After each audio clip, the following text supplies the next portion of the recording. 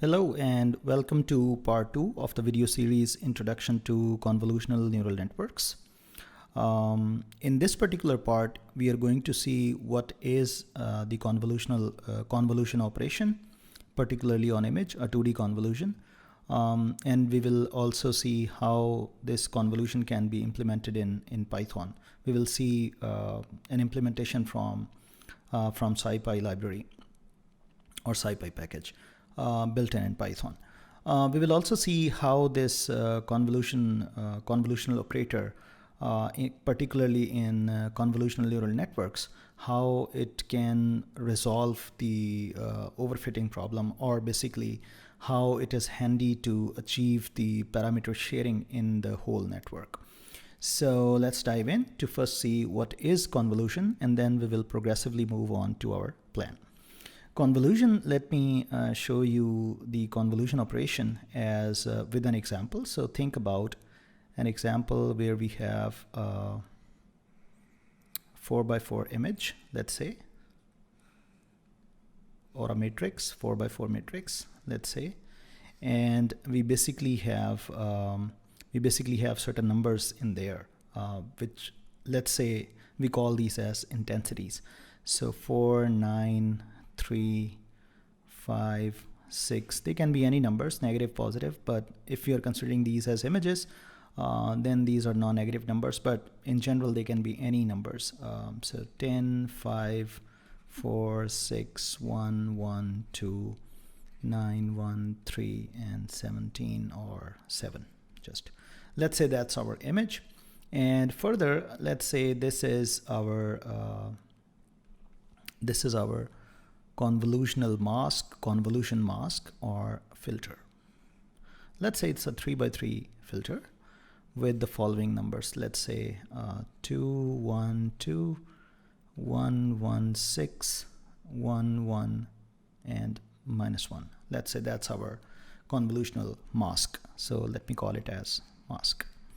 That's our image. So what we do is, and further assume the center of the mask, there is a location which we designate as the center of the mask.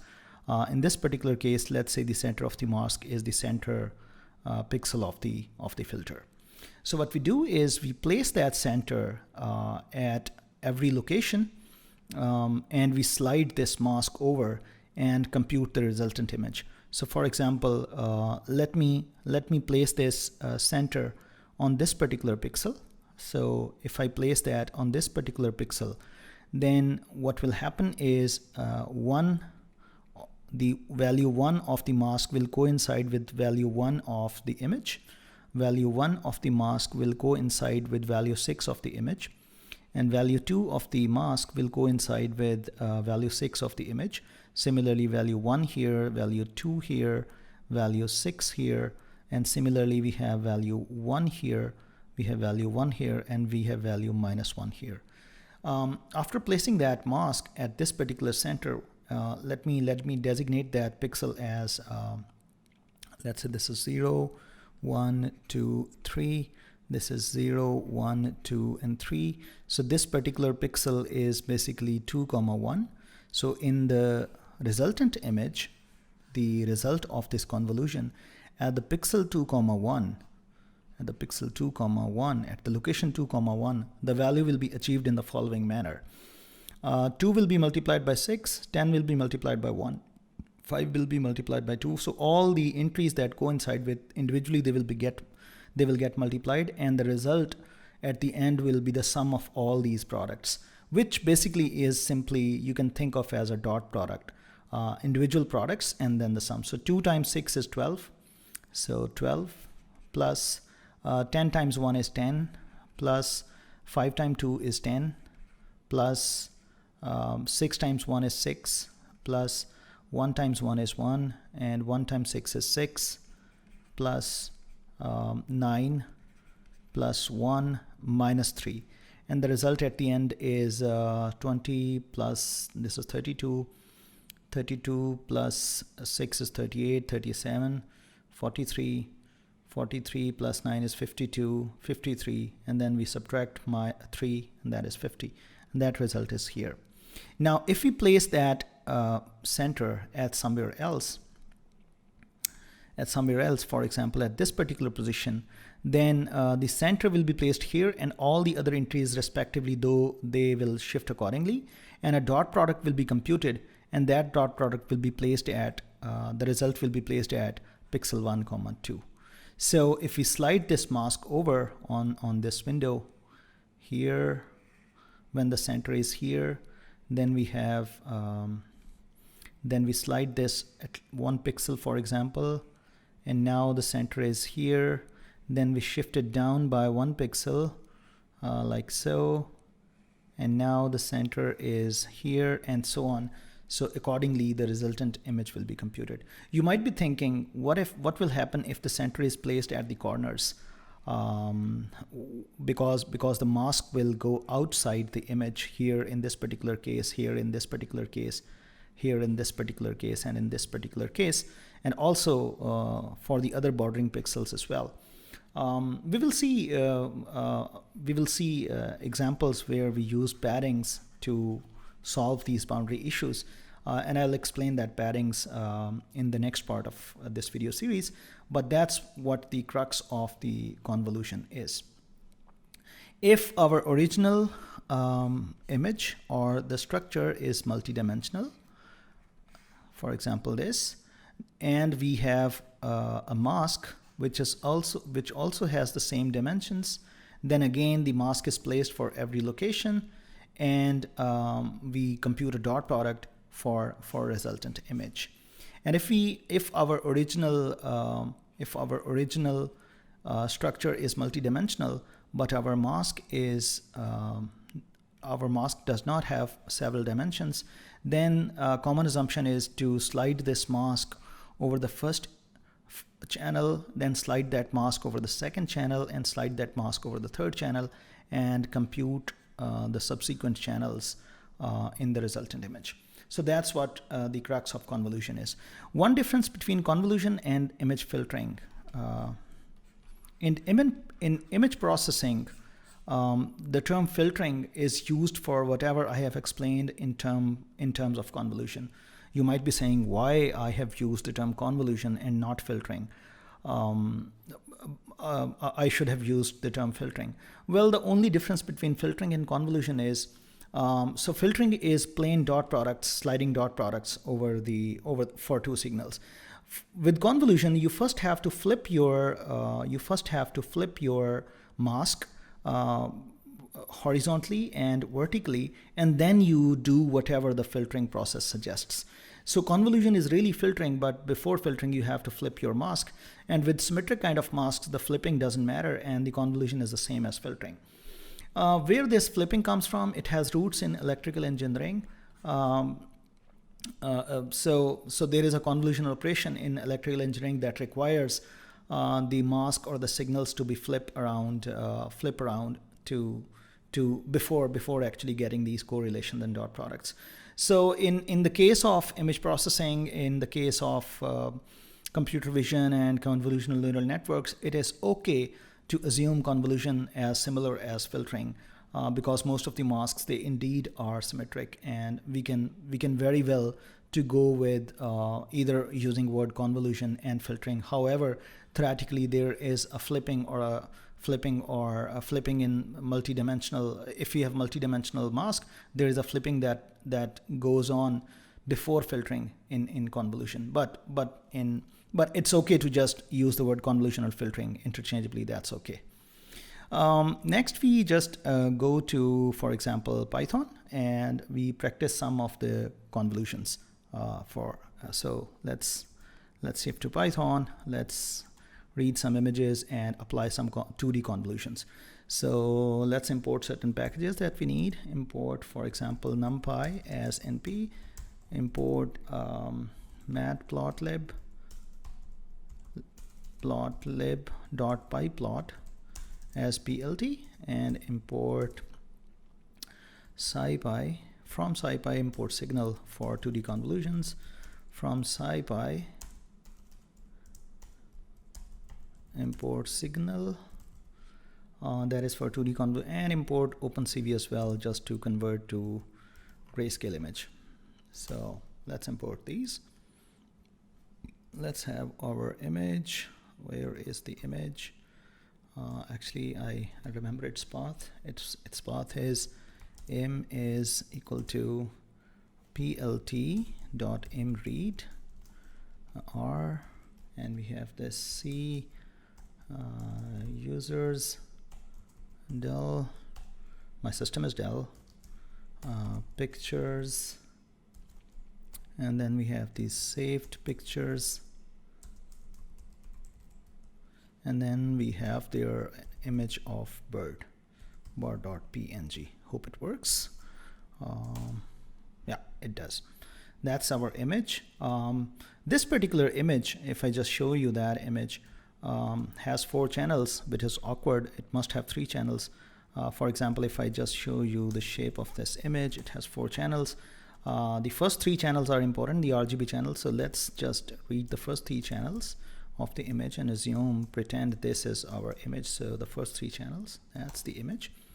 plt.imShow, if you see that image, you'll see that image like this. So that's the image.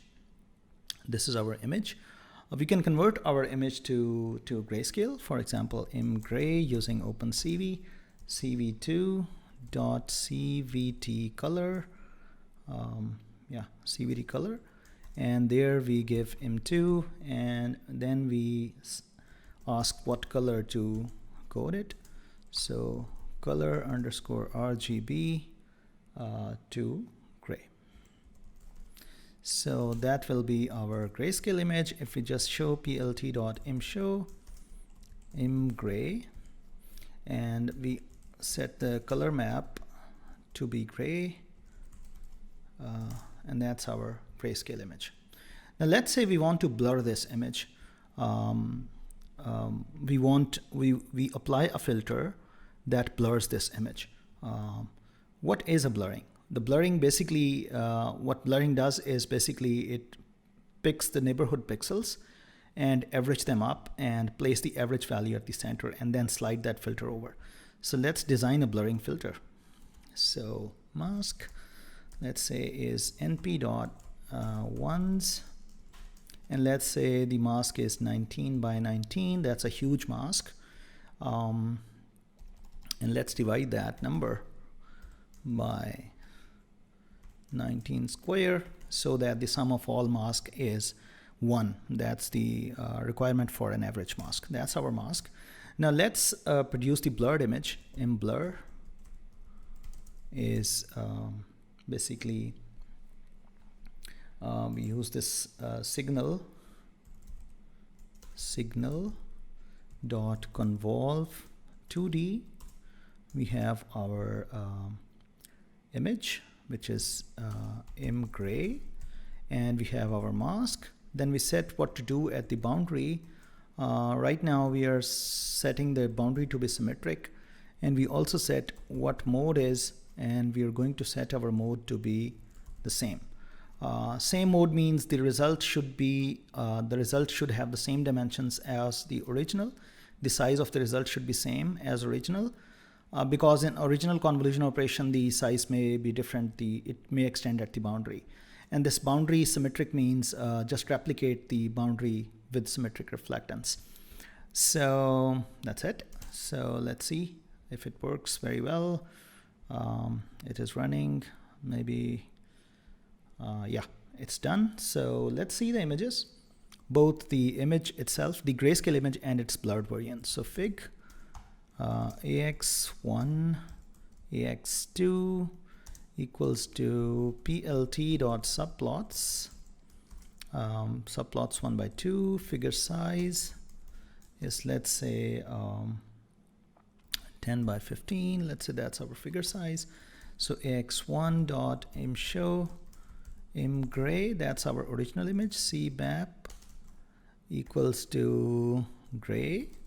And we have our blurred image, ax2 dot imShow imblurred cmap equals to gray. So yeah, so then we can have fig.show, and fig size is not defined. why not? Oh, I have to, I just skipped this equal sign. So yeah, so now you can see this is our original image and that's the blurred image. Yeah, you can see the effect of blurring here. I mean, just think about these pixels. They have more contrast over, and here you have I mean, more smooth and less contrast. Here at this particular location, you can see the contrast is just removed and the image becomes more smooth. Yeah, I mean, that's how the 2D convolution can be implemented, although you can implement the convolutions in 2D using OpenCV as well, but that's one implementation, very straightforward. Basically, you can use the same convolution concept for edge detection, for image sharpening. The general image filtering, I mean, is done by designing a particular kind of convolution filter. We move back to our original kind of topic, that this convolution operation, how it can be perceived as a perceptron. Here I'm going to show you the whole idea of this convolution operation that you've seen just right now, and think of this convolution operation as a perceptron. So what a perceptron does is basically it's a processing unit, and you have a lot of inputs, let's say x1, x2, and let's say you have a lot of inputs xd. Assuming there is no bias, this input goes there, this input goes there, and these inputs, all these inputs are fed there, and you have certain weights, w1, w2, and let's say this wd. And here what happens is you actually take the dot product of the weights. You basically multiply the value with its weight, then the second value with its weight, and all these value with the corresponding weights, and then you add them up, which is kind of a dot product of the input vector with the weight vector. So what happens here is basically, the sum of I varies from 1 to d, xi, wi. And then you pass this sum, which is the result of this dot product, with some activation function. That's the output of this neuron or perceptron. That is what a perceptron is. Now you basically think about an image. Think about an image, and let's say think about a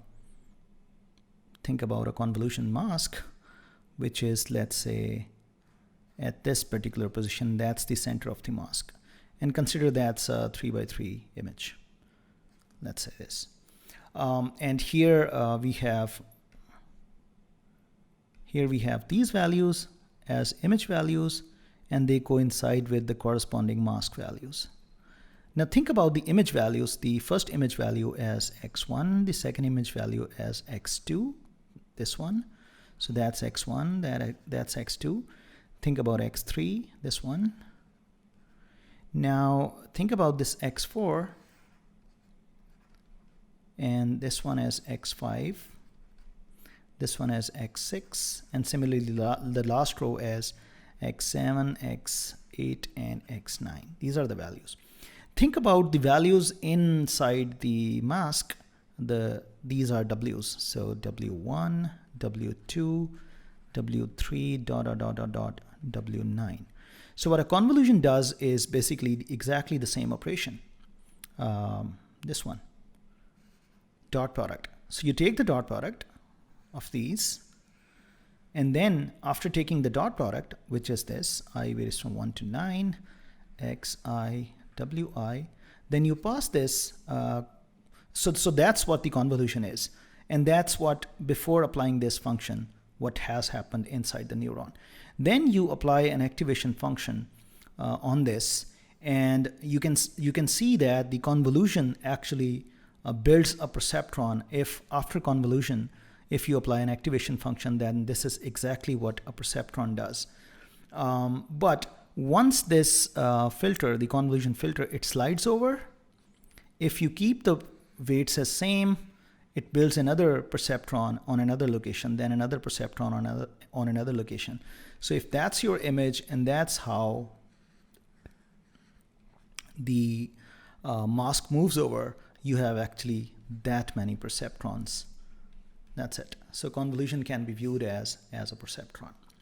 Further, we can also see that what happens normally is if you have several neurons or several perceptrons, each perceptron, so let's say you have x1, x2, and x3. So all these, they fed to the first perceptron, then all these they fed to the second perceptron, then all these three they fed to the third perceptron. Each perceptron has its own weights. So it has its own weight, 3 weights, W1, W2, W3, its own. This one has its own weights, dash, dash, dash. And this one has its own weights, double dash, double dash, double dash. That way, the total number of neurons you have, these many weights you have. But in case of convolutions, what happens is the convolution mask basically has the same weights, W1, W2, W3, that we need to learn, W4, 5, same weights. And when you slide this convolution filter over the image, you actually produce a lot of neurons, a lot of perceptrons, but each perceptron has the same weights. That means no matter how many neurons are produced by sliding the mask over, the total number of weights, they stay fixed. And that is which is called the parameter sharing. In convolutional neural networks, one mask actually has the same parameters, although that mask, when slide over the image or the tensor structure, it actually can be viewed as generating a lot of perceptrons, but all these perceptrons, they actually have the same weights. And due to this parameter sharing, the total number of parameters are reduced with a significant amount, thereby avoiding the overfitting problem. And this is one way of handling the overfitting in convolutional neural networks through parameter sharing, although there are other ways like dropout and early stopping and stuff like that. But this convolutional neural network, by using this parameter sharing, reduces the total number of parameters in the first place, thereby deploying a model that is less complicated than otherwise. Yeah, so that's about it for this particular video. In the next video, I'll be talking about some terminology that is related to convolutional neural networks, like filter banks and padding and stride and tensors and volumes and stuff like so. And I will also describe why the convolution inspiration and why the pooling inspirations are there, and how biologically they are inspired by biological systems or the brains. So hope to see you in the next video.